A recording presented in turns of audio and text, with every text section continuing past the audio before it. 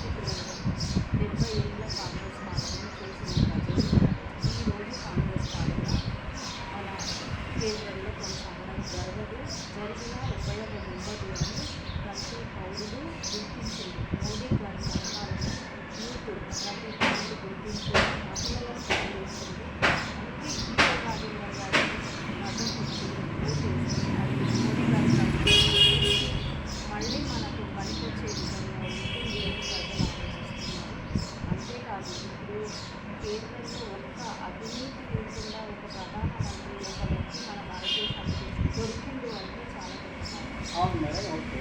ఇప్పుడు హుజూరాబాద్లో పోటీ చేశారు, బీజేపీ తరఫున ఓడిపోయారు. ఇప్పుడు మల్కాజ్గిరికి వచ్చి మళ్ళీ మల్కాజ్గిరిలో బీజేపీ తరఫున పోటీ చేస్తున్నారు. గెలుస్తాడా గెలవడా అనే అవగాహన ఎలా ఉంది ప్రజల్లో? ఎందుకంటే 2 మార్లు అక్కడ పోటీ చేశారు. ఫస్ట్ బై ఎలక్షన్లో గెలిచాడు. ఏంటంటే ఆయన ఆస్తుల ప్రకారం టీఆర్ఎస్ తరఫున 5 ఏళ్ళు అక్కడ పరిపాలించాడు ఆర్థికంగా. ఆ తర్వాత బీజేపీలోకి వచ్చాడు. ఎందుకంటే వాళ్ళు ఇబ్బందులు పెడుతున్నారని చెప్పేసి పార్టీ మారుకొని ఇందుకు వచ్చి బీజేపీలో చేరారు. బీజేపీలో తరఫున 2.5 years అక్కడ గెలిచాడు. తర్వాత మళ్ళీ పోటీ చేస్తే మళ్ళీ ఓడిపోయాడు. కౌశిక్ రెడ్డి ఎమ్మెల్యేకి గెలిచాడు. మరి దాని తరఫున ఇప్పుడు ఎంపీగా పోటీ చేసి మల్కాజ్గిరిలో గెలుస్తాడా లేదా అనే ప్రజల అవగాహన ఎలా ఉంటుంది?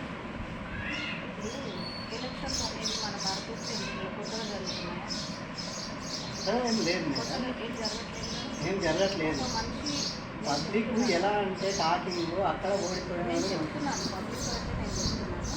మన భారతదేశ చరిత్రలో పార్లమెంట్ జరిగేది ఇప్పుడు కొత్తసారి హుజూరాబాద్లో ఎన్నిసార్లు చేస్తున్నాం?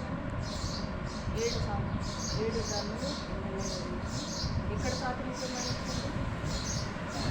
మన రాష్ట్రంలో మంత్రిగా మన రాష్ట్రంలో ఒకసారి మంత్రిగా ప్రాతినిధ్యం వహించినప్పుడు టోటల్ తెలంగాణ ప్రజలకు సేవ చేసిందా, హుజూరాబాద్ ప్రజలకు సేవ చేసిందా? టోటల్ తెలంగాణ ప్రజలకు సేవ చేసేది. అప్పుడు మరి టోటల్ తెలంగాణ ప్రజలలో మన మేడ్చల్ మల్కాజ్గిరి ప్రజలు కూడా ఆయన గుర్తించినా లేదా? గత 30 సంవత్సరాలుగా మేడ్చల్ మల్కాజ్గిరి పార్లమెంటులో ఇల్లు వాకిలతో ఉంటున్నటువంటి ఈటెల రాజేందర్ గారు రాష్ట్రానికి మొత్తానికి సంబంధించినటువంటి కొడంగల్ నుండి వచ్చి ఎంపీగా కొనసాగలేడు.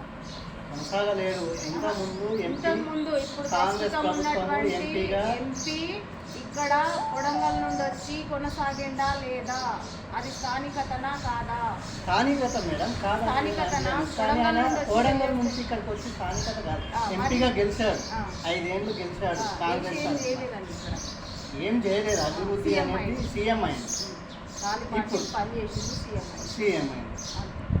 పబ్లిక్ ఎలాంటి వర్క్ చేయలేదు అని ఉద్దేశం.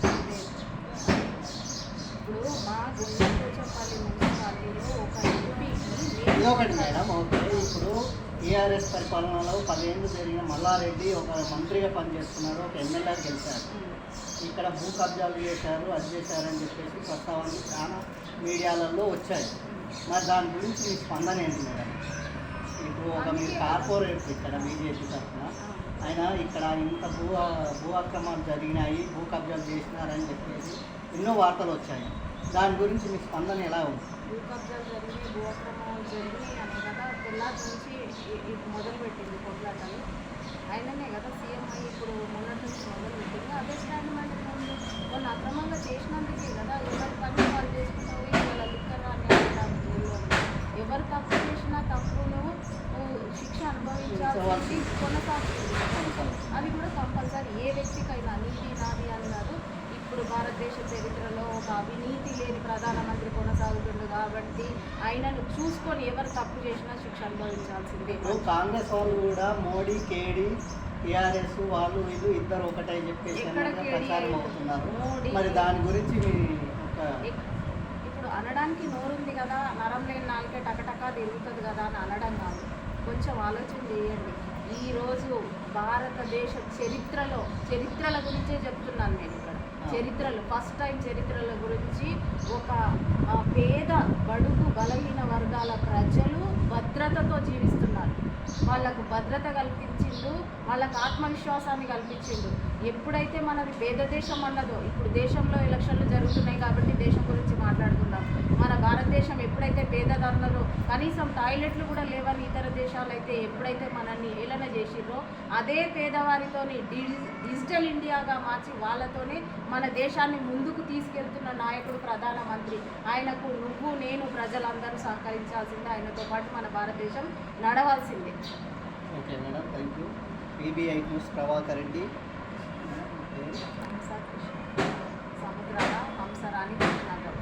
సముద్రాల అంశారాణి కృష్ణాగౌడ్ వారు కార్పొరేటర్ కౌన్సిలర్ గుండ్లపోచంపల్లి మున్సిపల్ మేడంతో ఇంటర్వ్యూ ముఖాముఖి ఇంటర్వ్యూ చేయడం జరిగింది. Okay madam, thank you. ఒక్క నిమిషం మేడం, ఇక్కడ కాంగ్రెస్ వాళ్ళు కూడా చాలామంది డోర్ టు డోర్ ప్రచారం చేయడం జరుగుతుందంట. ఇప్పుడు బీజేపీ తరఫున ఈటల రాజేందర్ గారి కోడలు సవిత గారు చాలా రోజుల నుంచి మొదలుపెట్టింది డోర్ టు డోర్. మరి కన్నకోయలు ప్రస్తావన, రాజకీయ ప్రస్తావన ఈటల రాజేందర్ గారికి ఎలా ఉండబోతుంది?